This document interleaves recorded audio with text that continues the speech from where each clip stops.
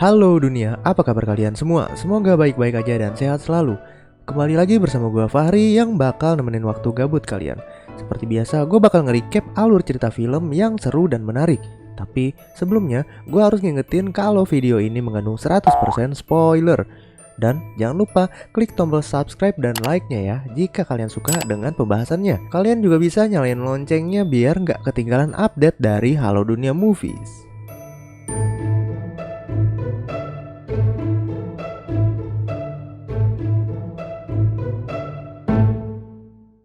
Sebelumnya, gue ingetin film ini khusus untuk 18+.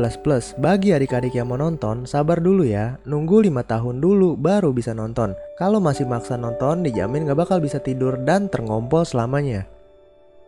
Oke, kali ini gue bakal ngebahas genre film yang berbeda dari film-film yang gue bahas sebelumnya.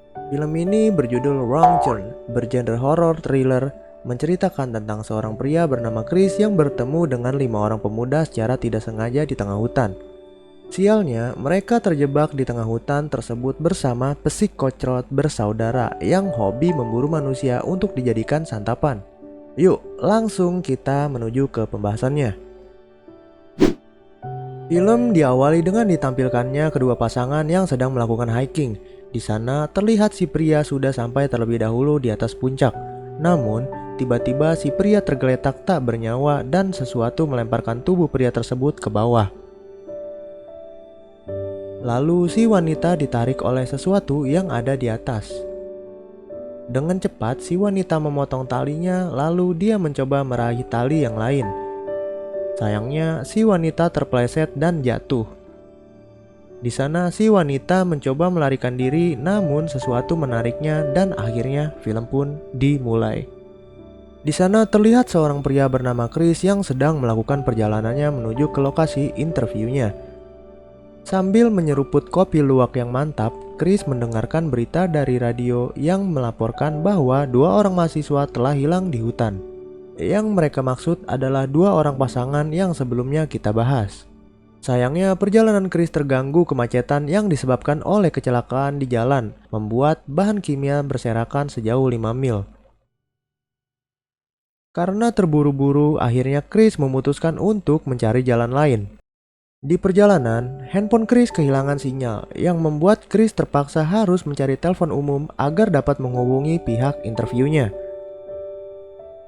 Di sana, Chris memutuskan untuk berhenti di sebuah pom bensin yang sangat tidak terawat. Bahkan, pemilik pom bensin tersebut terlihat sangat mageran dan hanya memperdulikan susu yogurt Cimory yang dibelinya dari puncak. Belok-belok-belok. Sayangnya telepon umumnya tidak dapat berfungsi. Namun di sana Chris melihat sebuah peta yang menunjukkan sebuah jalan pintas. Chris percaya bahwa jalan tersebut dapat membawanya ke jalan tol yang dia tuju. Tetapi si penjaga pom bensin seperti mengetahui bahwa jalan tersebut adalah jalan yang berbahaya. Di perjalanan, Chris melihat seekor rusa yang menyebabkan dirinya menabrak sebuah mobil yang berhenti di tengah jalan. Tiba-tiba, kelima pemuda pemilik mobil tersebut keluar dari hutan dan mengecek keadaan Chris.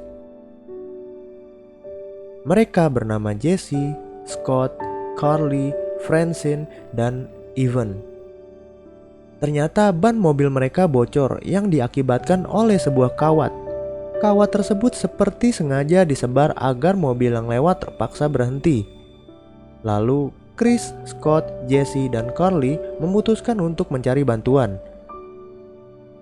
Sedangkan Francine dan Evan hanya ingin menunggu di mobil mereka sambil merokok dong. Di tengah perjalanan, mereka menemukan sebuah api unggun yang masih menyala, menandakan mereka tidak sendirian. Di sisi lain, Francine yang seorang klepto gaming alias maling mencoba mengobrak-ngabrik mobil Chris untuk mencari barang berharga. Namun di tengah-tengah obrolan mereka, tiba-tiba Evan hilang karena mengikuti suara yang mencurigakan. Francine mencoba mencari Evan ke dalam hutan. Di sana Francine melihat kuping Evan yang tergeletak dan tiba-tiba kembali ke Chris dan kawan-kawan. Mereka akhirnya menyadari bahwa jalan tersebut adalah jalan buntu. Di sana mereka melanjutkan perjalanan dan menemukan sebuah kabin tua yang masih ditempati. Tetapi di sini Jesse sudah curiga karena banyak sekali mobil yang tergeletak di depan kabin tersebut. Tanpa menghiraukan hal itu, Chris langsung masuk ke dalam kabin untuk mencari sebuah telepon. Akhirnya mereka masuk bersama. Di dalam kabin mereka sama-sama menemukan bagian-bagian tubuh yang dipotong-potong. Kebetulan si pemilik kabin pulang.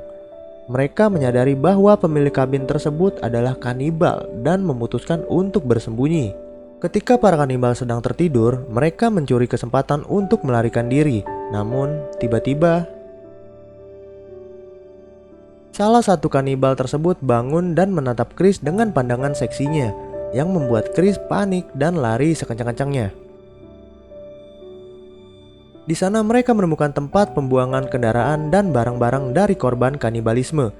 Namun dengan kekuatan telepati yang dipelajari dari Mbah Google, mereka dapat menemukan Chris dan kawan-kawan.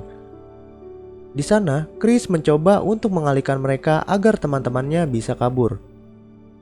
Sayangnya, salah satu dari mereka adalah juara dunia point blank, sehingga tembakannya dapat mengenai kaki Chris yang sedang berlari. Tidak ingin menjadi beban, Scott berlari ke hutan dengan sangat cepat. Ternyata Scott adalah lulusan ninja Konoha yang membuatnya dapat berlari menghindari tembakan dari 3 bersaudara. Namun sayangnya ketika mereka mencoba menjemput Scott, panah dari 3 bersaudara tersebut melesat tepat ke dada Scott. Terpaksa mereka meninggalkan Scott yang sudah tewas. Di perjalanan, mereka menemukan jalan mereka tertutup pohon yang tumbang. Terpaksa mereka meninggalkan mobil tersebut dan berlari ke tengah hutan. Di tengah hutan, mereka menemukan sebuah menara yang sudah lama ditinggalkan. Di sana mereka menemukan sebuah radio, namun sayangnya mereka tidak mengetahui di mana lokasi mereka sekarang. Sehingga polisi hutan yang menerima transmisi dari radio mereka kesulitan untuk mencari lokasi mereka. Namun, tiba-tiba 3 bersaudara aka Three Brothers menemukan mereka dikarenakan suara radio yang berisik. Three Brothers memutuskan untuk membakar menara tersebut. Ya, hitung-hitung hemat kompor gas di rumah. Di sana Chris dan kawan-kawan nekat untuk lompat keluar dari menara tersebut. Sayangnya, Three Brothers menyadari hal tersebut dan mengejar mereka ke atas pohon. Ayahnya, Carly ragu untuk menyeberangi pohon-pohon tersebut yang membuat dirinya terkampak oleh Three Brothers yang jago panjat pinang. Sisa Jesse dan Chris. Chris berhasil menjatuhkan kanibal tersebut dari atas pohon dengan cara menjepretkan sebuah ranting ke arah kanibal tersebut. Dan pada akhirnya mereka berhasil melarikan diri. Di tempat persembunyian, Jesse bercerita kepada Chris bahwa pacarnya meminta untuk mengakhiri hubungan mereka, yang membuat Jesse galau dan mengajak teman-temannya berlibur ke hutan. Karena hal tersebut, Jesse merasa bersalah karena telah membuat teman-temannya terbunuh. Pagi harinya, mereka melanjutkan perjalanannya. Namun sayangnya ketika mereka menemukan sebuah jalan, Three Brothers lebih dulu menemukan mereka yang mengakibatkan Jesse tertangkap. Di sana Chris bertemu dengan polisi hutan yang sebelumnya menjawab radio mereka. Namun panah asmara terlanjur menancap di kepala polisi hutan tersebut.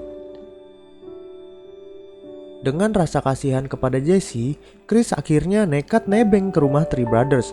Di sana Chris langsung menabrakkan mobilnya ke kabin Three Brothers dan melakukan penggelutan 2 lawan 3.